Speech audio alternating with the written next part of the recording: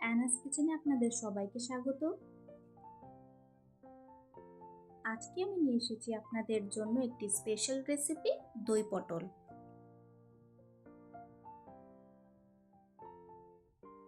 আজকে আমি half KG পটল নিয়েছি। দই পটল বানাতে আমি নিয়েছি রসুন, কাঁচা লঙ্কা, পেঁয়াজ, কিশমিশ ও গোটা গরম মশলা।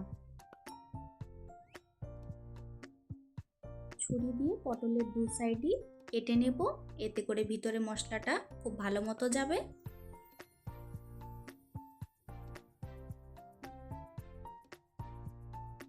পটলগুলো ভাজার জন্য কড়াইতে পরিমাণ মতো তেল দিয়ে দিলাম।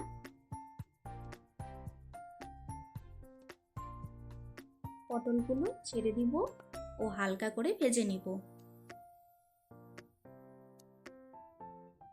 পটলগুলো ভাজার সময় আমি আজকে হলুদ গুঁড়ো দিচ্ছি না, কেন কি দই পটল সাদা রঙই ভীষণ ভালো লাগে।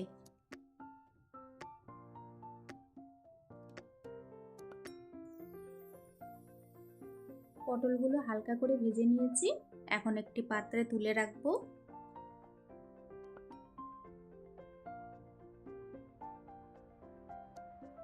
ওই তেলের মধ্যে একটি মিডিয়াম সাইজের পেঁয়াজ কুচি দিয়ে দিলাম।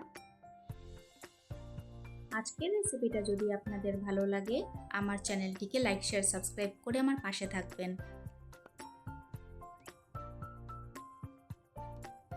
পেঁয়াজ হালকা ভেজে নিয়ে আদা, রসুন ও কাঁচা লঙ্কা দিয়ে দিব।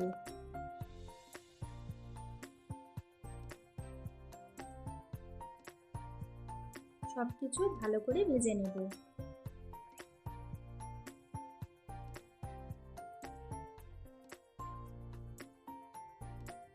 স্বাদ মতো নুন দিয়ে দিলাম।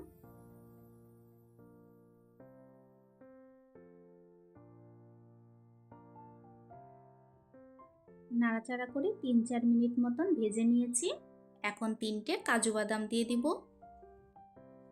এখন গ্যাসের ফ্লেম অফ করে এই মিশ্রণটা ঠান্ডা করে নেব। হাফ কাপ দইয়ের মধ্যে কয়েকটি কিশমিশ দিয়ে ভালো করে ফেটিয়ে নিচ্ছি।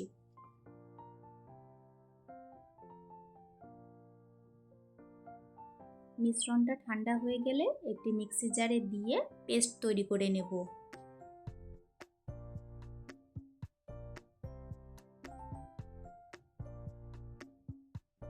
একটি স্মুথ পেস্ট তৈরি করে নিয়েছি। কড়াইতে 1 টেবিল স্পুন তেল দিয়ে 2টো এলাচ ও 1 ইঞ্চি দারচিনি দিয়ে দিব।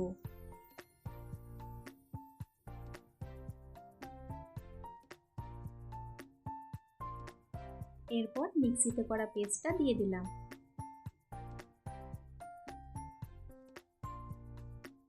ভালো করে নাড়াচাড়া করে নিব তেল ছাড়া অবধি। আমার রেসিপিটা ফলো করে এইভাবে একবার দই পটল বানিয়ে খাবেন, আশা করি খুব ভালো লাগবে।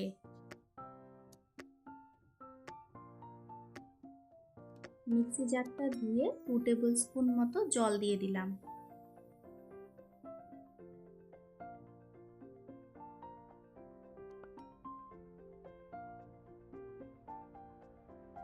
এরপর 1/4 টিস্পুন জিরে গুঁড়ো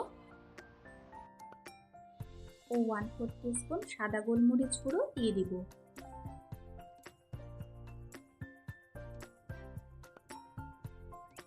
সবকিছু ভালো করে মিশিয়ে নেব।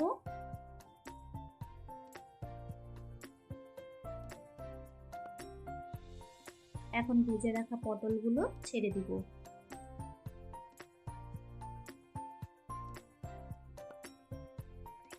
ভালো করে নাড়াচাড়া করে নেব।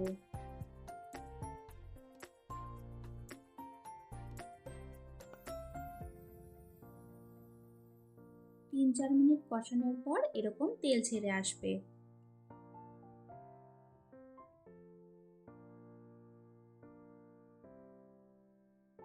এই সময় গ্যাসের ফ্লেমটা একদম লো করে কিশমিশের সাথে ফেটিয়ে রাখা টক দইটা দিয়ে দিব।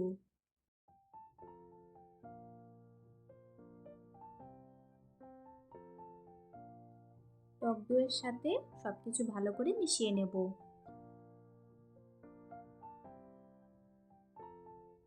নুন কম হয়েছিল বলে আরেকটু দিয়ে দিলাম।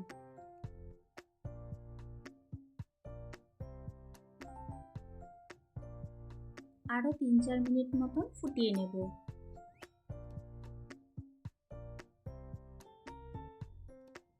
ব্যাস তৈরি হয়ে গেল আমাদের আজকের রেসিপি অসাধারণ স্বাদে দই পটল। আমার রেসিপিটা ফলো করে আপনারা খুবই সহজে দই পটল বাড়িতেই বানিয়ে নিতে পারবেন। যারা পটল খেতে পছন্দ করেন না তারাও এই রেসিপি একবার অবশ্যই ট্রাই করে দেখবেন। আজকের ভিডিও দেখার জন্য আপনাদের সবাইকে অনেক ধন্যবাদ। সবাই খুব ভালো থাকবেন।